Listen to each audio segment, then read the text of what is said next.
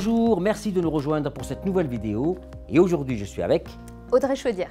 Alors Audrey, pourquoi avoir choisi le FIPHFP?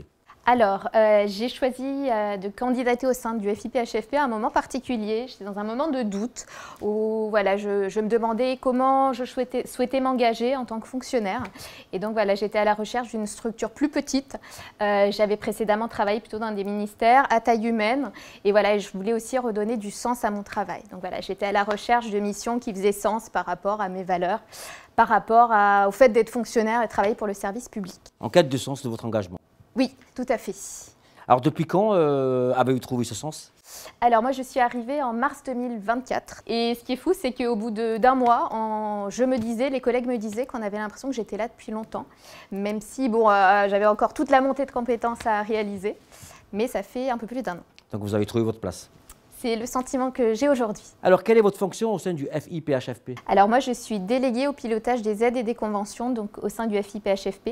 J'ai une première mission qui consiste à travailler sur l'évolution de nos aides et de nos conventions, donc pour les rendre plus lisibles, plus simples et pour qu'elles soient mieux adaptées à nos bénéficiaires. Une deuxième mission qui concerne l'appui à l'animation du comité des usagers, qui est un comité composé de bénéficiaires de l'obligation d'emploi et de référents handicap de proximité.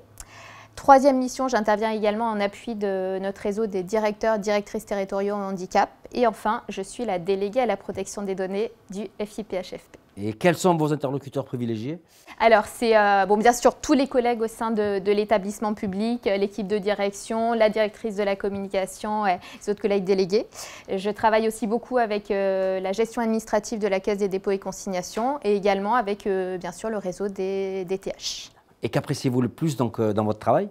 Écoutez, j'y reviens au sens. Moi, je trouve que je travaille dans une structure qui a des missions qui ont beaucoup de sens pour moi. Et puis, on a aussi un fonctionnement qui fait sens, à savoir, on est une petite structure qui travaille, qui a des capacités d'agir. C'est vrai qu'on peut proposer des évolutions qui sont mises en place et ça, je trouve ça particulièrement intéressant. Quels conseils donneriez-vous donc aux employeurs publics?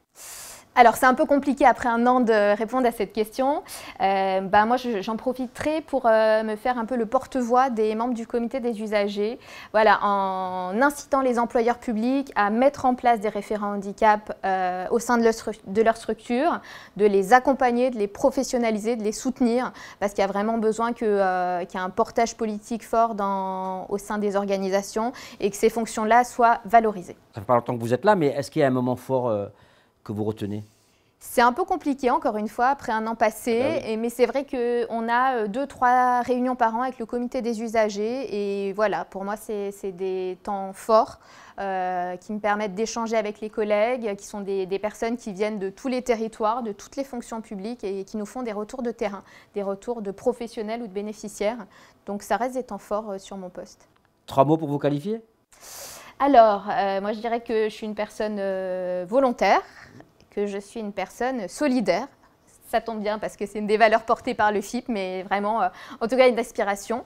Et enfin, voilà, je suis une personne qui est exigeante, mais j'ai besoin de travailler dans la bonne humeur, j'ai besoin de mettre de l'humour dans mes relations de travail.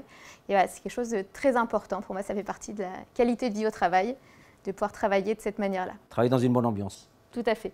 Merci Audrey. Merci Ada. On se retrouve très vite pour un nouveau rendez-vous. À bientôt.